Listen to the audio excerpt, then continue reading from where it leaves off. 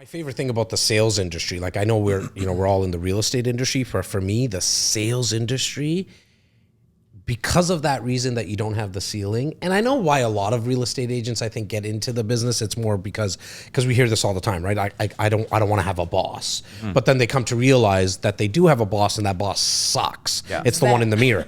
You know what I mean? It's just, but the sales industry, wow. Like I actually even think that if you're a teenager right now listening to this, and I mean like early teenage years, like 14 kind of ish, 15-ish, you should definitely, if you actually want to get ever into the sales industry, the best place to start, and you said it, Urban Planet, I don't even know if that store exists anymore, but is in the retail space. Oh yeah, I did Best Buy too. I was selling TVs. But isn't it the best, Matt? Because you have people coming to you, and you got to kind of figure out, like, even if you have a shit day, how do you put on a smile? And I know, Lori, like you had some time in the hospitality kind of industry as well, right? Like, just realizing that even when you have a shit day, you got to put a smile on your face. Yeah. And how do you answer questions? That's not talked about enough, because I do think people see, oh, this is all you do for a living. Like you drive around in your sweet car and you go to people's houses and you look around at amazing houses, and it seems like glamorous and fancy and easy. But at the end of the day, you have to be on all day, every day. Oh, yeah. Your clients come first, right? And so there is no time for your feelings and what you're going through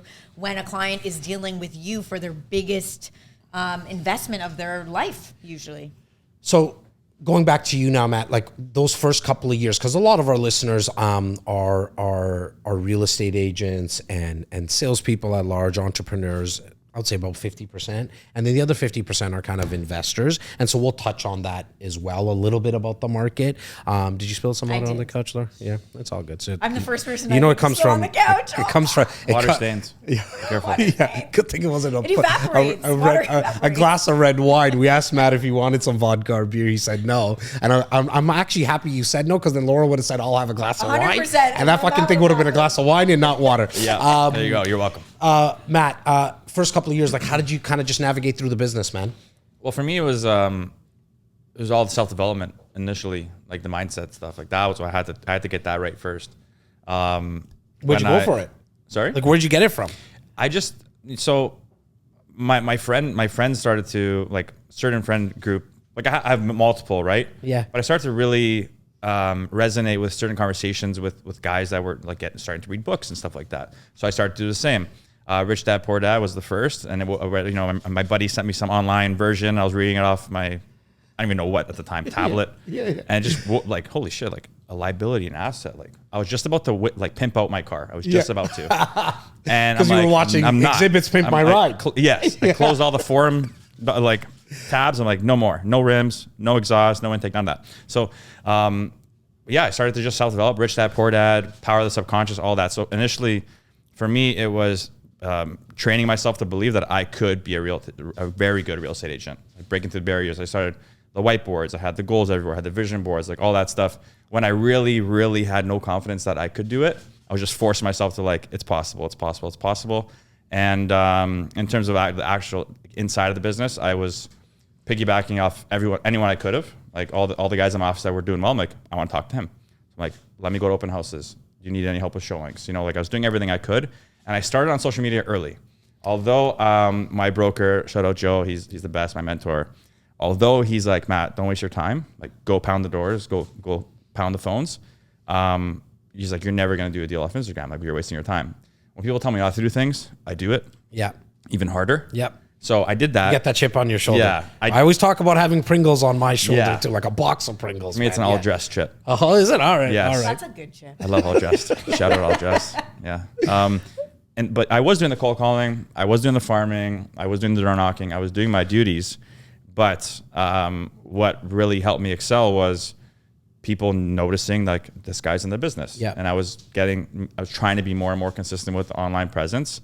And I saw there was a window of opportunity, just because at the time, no one was really doing much, versus like, post a front photo of a house for sale. Just listed, just sold. Or like, here's a kitchen, don't get me started. Yeah. So I'm like, okay, here's a little opportunity. Let me really brand myself. I didn't even know what I was doing. Like I was completely winging everything, but it just felt right. I was just going in the direction that felt right. And when stuff was working, I was like, okay, let's dive into this a little more, a little deeper. And then before you know it, the business started to just circulate and come in. And in all fairness to Joe, was your broker slash mentor. 6 years ago, 5 years ago, like there wasn't a lot of proof. It's true. Right? That you could do this social media thing, you could put out content, you could brand yourself, and you're actually going to get business in real estate. In other industries, in other businesses, it always had made sense. Like, you know what I mean? Like I don't buy the New Balance shoes or like all the brands I'm seeing around us, the Doritos chips that Ro's eating right now, because they cookied me on the internet. It's because I know, man, generally speaking, Doritos is going to be a good chip. New Balance is going to be a good shoe. But in real estate, to Joe's like defense, I actually believe like the best way is hence why we have the phone here, is picking up the phone, right? Well, and that's a broker of record. I mean, how many times has Joe probably heard some newbie realtor idea, come into exactly. being like, I have it, I have the key, it's going to change the world. Yeah. And he's like, I got the blue magic pill, right? There's no blue magic pill. You need to make phone calls, you need to follow up. And so, you know, again, in defense to him, you know, and that to be he fair, probably seen it 1,000 times. like lucky, like I'm grateful to have had him, and I still do. He made me show up at the office 8 a.m. every morning. That's what he's like. He's my kind of guy. He's like, bring me your time management chart. I'm like, what are you talking about? He's like, go write it out. I'm like, okay. I go write out, and I'm like, I can't fill it in. Like I have nothing to do.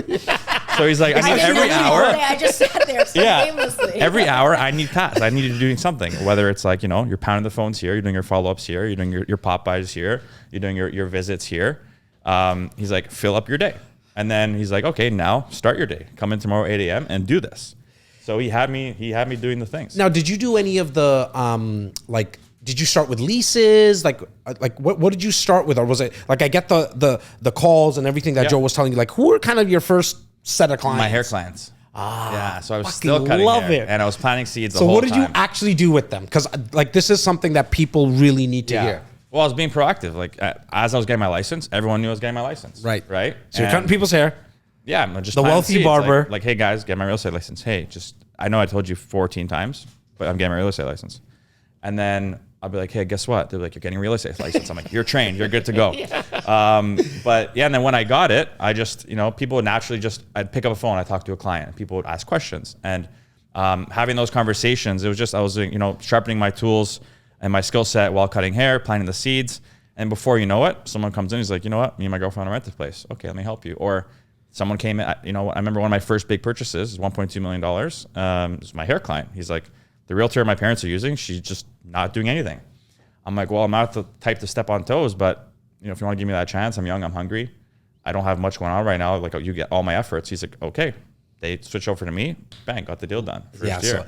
So I always tell the story that, you know, in my first year, I probably ended up doing maybe like 10 transactions, 11 transactions, and 80% of them were with people that I sold a car to in the 3 years prior to that. Because what I did is I took all my bill of sales, which is equivalent to an agreement of purchase and sale in real estate, and I called every single one of them. Yeah. And anyone in Ontario, I called them and said, I'm licensed in Ontario. I just got it from Maria. And if you liked the service I gave to you in the car business, I'm now doing real estate. Majority of people said, we already have a real estate agent in our family, or we're not ready, or Jazz, like, you're kind of the car guy. So I want to talk, like, I actually want people to hear that you have to deal with the no's. There was a lot of them as well, but you know, 7-8 of them said, yeah, bro, like, I'll use you. You kind of serviced me well, I think right? That's actually the biggest mistake I made getting into the real estate industry is I didn't want to work my database. I was almost kind of like embarrassed, and I didn't want to ruin a friendship by putting business and people's assets between us. And so I did the complete opposite, which was try to farm. You said assets, not asses between us, right? I just want to make sure. Go. It was asses. That's what, I wasn't sure. With Laura, we never know. Matt, with Laura, we never know. So we always have to make sure. Yeah, but that, like, I didn't work people I had known. I tried to farm a new neighborhood that was already like well established. I mean, there were so many agents working that neighborhood anyway. So trying to get my foot in the door there was near impossible. Not impossible, but I think I would have had a much easier time and a better success rate had I followed this kind of route.